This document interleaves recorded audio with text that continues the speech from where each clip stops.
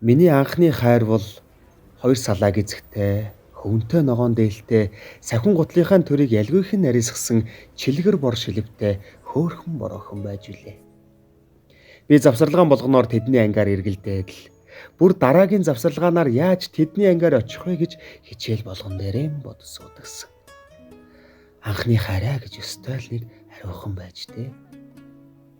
Бороо шивэрсэн зуны нэгэн үдэш би ангийнхаа хаалгыг түгжиж аваад анхны хайрын захиагаан тэр оройдоо бичлээ.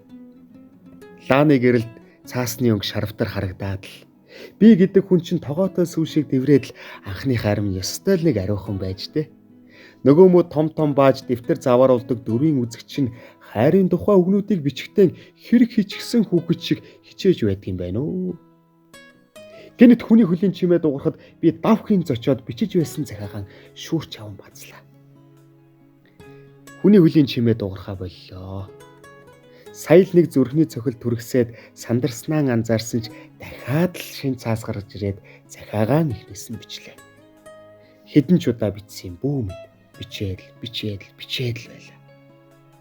Ингээд шүн хагасж бичсэн захиагаан өвөртлөөд гэрлөөгөө харж явхад нөгөө мө захианы хэмжээтэй дөрвөлжин газар чинь халууд үгээд л би гэдэг хүн чинь улсын нууц хадгалчихсан төмөр авдар шиг л саагж байдаг юм байна.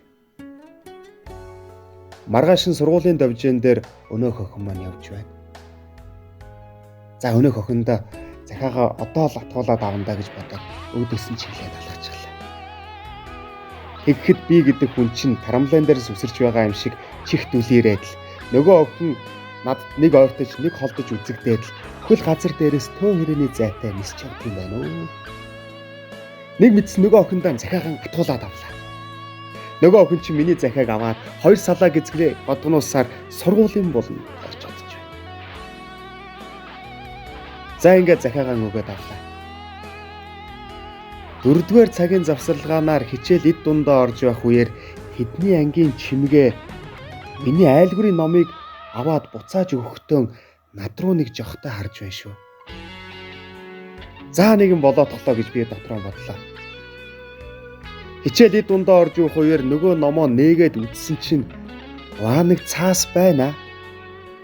Өнөөхөөс чинь хариурч гэж. Гар салглаад л тэр өдрийн айлгурын хичээл ямар удаан өнгөрсөн гэж саннаа. Бушуухал нөгөө захиагаан уншихсан гэж санагдаад л ингээд хичээлч тарлаа би гэдэг хүн чинь баруун овоон дээр айхалсаар гарч ирээд нөгөө захиагаан задлаад унштал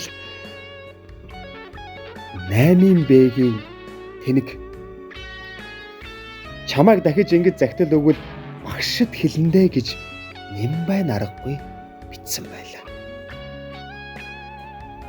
Ингэж л миний анхны хайр, анхны захиа минь бүтлгүүцэн ч тэр л адуунаасаа унтаж хоцорсон цагаахан унах шиг сэтгэлийн минь манан дондоор янцгаасаар л байдаг юм да.